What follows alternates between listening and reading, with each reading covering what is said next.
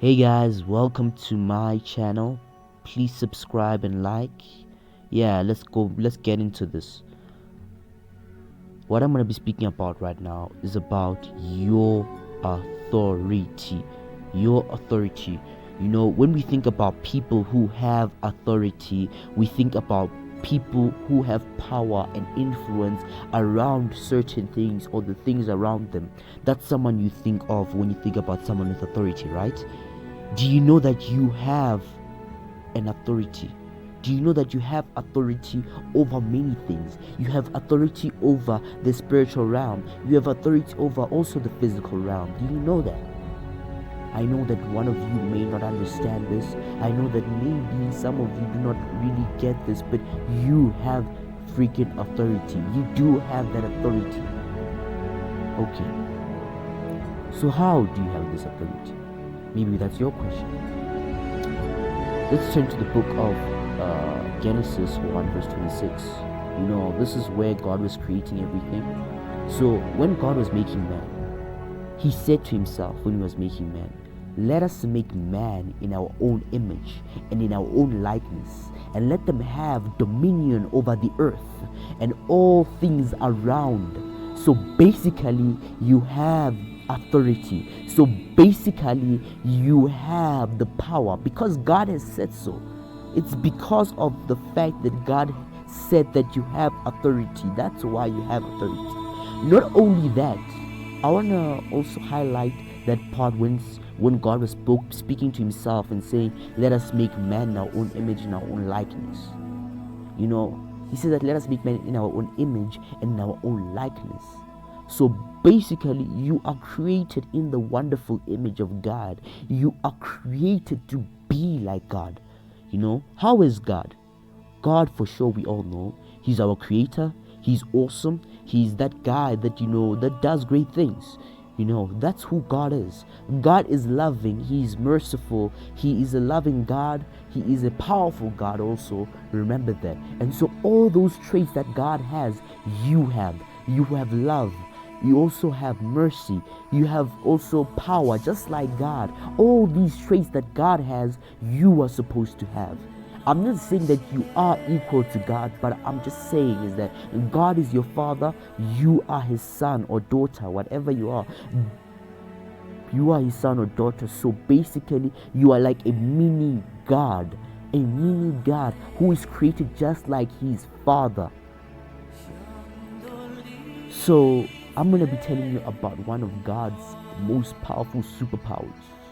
You know, this is not lightning bolts. This is not like, you know, things that we see in comic heroes or, you know, Batman or Superman, stuff like that. No. This power is way beyond your comprehension. And this power is the power of words. You know, God used this power to create even the whole universe. He just spoke things and things came into pass. He did not use his physical hands, but he spoke things to come into being, and those things came to the physical. So the power that you have is basically, the superpower number one is basically the power of your tongue. The power of your tongue. The power of tongues is quite a very interesting topic, you know. It's very interesting in a sense that, you know, it just says it all. The power of your tongue. So the power of your tongue basically states that whatever you say with your mouth, whatever you repeatedly say, and whatever you consciously say all the time, that thing sooner or later will manifest itself. Sooner or later it will become true. So basically, if you are wishing failure for yourself, and you are speaking failure over your life all the time, you're speaking failure, then you're gonna eat the fruits of failure, and then you are gonna end up being a failure. Do you know that? So basically, your tongue has power. Your mouth, whatever you speak, has that type of power. So now this is the power of your words. You know, your words have serious amount of power. So now whatever you speak, it will become your truth. and whatever, and your truth will become your reality. So you should watch out for the words that you constantly say. You shouldn't say that I'm a failure. You shouldn't say that I can't do this thing. So basically, you are cursing your life. If you are saying you're a failure, you are cursing your life when you say that I can't do this thing. You are cursing your life when you say that, you know what, I'm unable to, or people don't like me. You are cursing your life with your words. You know, most of the time, people think that, you know what, it's because of circumstances why they are failing. People think that it's because of other people why they're failing. No, the reason for this is because of the words that you continuously say. You know, we always demotivate ourselves. We always say things to ourselves that are not really beneficial. We always, you know, we all want to be prosperous, but we do not wish prosperity over our lives, but by our words. And that's why we should change the tone of our voices. Not only the tone, but what we really say.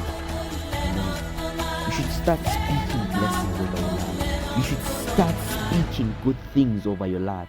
That then those things will manifest themselves. So that's what the power of the word does. That's what the power of the tongue does. You know, the Bible says that whatever you bind on earth, it shall be binded in heaven.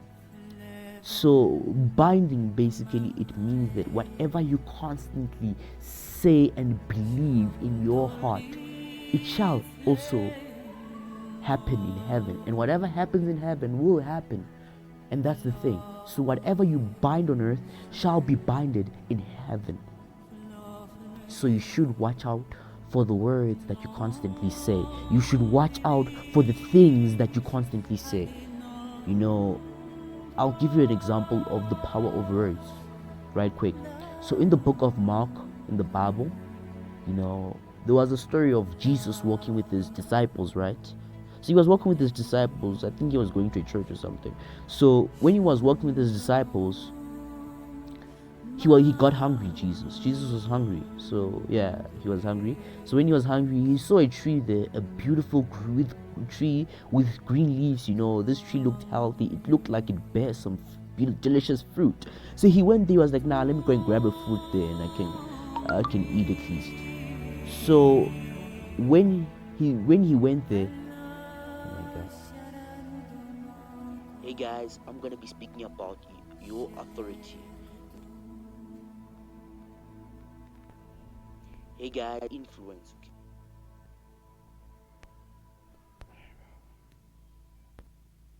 So yeah. So when Jesus went there to the tree, he saw that there was no fruit, you know. He was like, what? There is no fruit in this tree. And then he began to curse the tree. And you know what he said? He says that no man shall eat from you ever again. So the disciples looked at it weirdly. They're like, what? Why is he cursing the tree? He knows that this is not season, but Jesus said that no one shall eat from you ever again. And guess what? The next morning, the disciples passed there again, the same place, the same tree, and they saw that the tree was dried up to the ground, to the root. This tree was basically like expired. This tree was like rotting away, and that shows you the amazing power that Jesus displayed. The thing about this power, Jesus will also give you this power. Jesus will also show you. Jesus will have teach you this power. So let's move on. Also, the power of words is so now, the thing about it, it's more about spiritual thing. It's a spiritual thing. So whatever you say now, right? Whatever you speak, you know, because you have that authority, because you have that mind, it does something to the spiritual realm. It's like that thing already comes true in the spiritual realm, and when it comes true in the spiritual realm, you give it life, and when you give it life in the spiritual realm, it grows and grows and grows, and then afterwards it manifests itself yourself into the physical. So now you have to understand that your words will create your reality. So change your words to change your reality. Change the things that you always say, and then change your life. Because of most of us say negative things, most of us speak ill of our own lives. We always curse our own lives, and then afterwards we wonder why.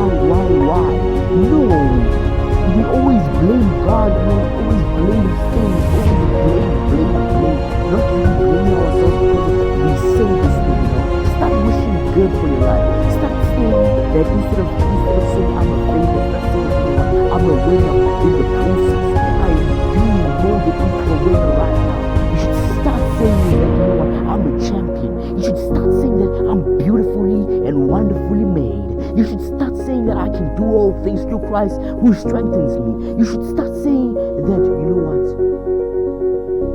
you have the power to change your circumstances. You should start saying that you're great. You should start saying that, you're awesome, man. Whoever's listening to this thing, bro, you are beautiful, man. Bro, you are handsome, bro. Bro, you are the one. You are successful. I'm already declaring it is that you are successful. You are mighty. You are, you are influential, bro. You are powerful. You are good character. You are loving. You are, merciful. You are kind. You are anointed. You are, great.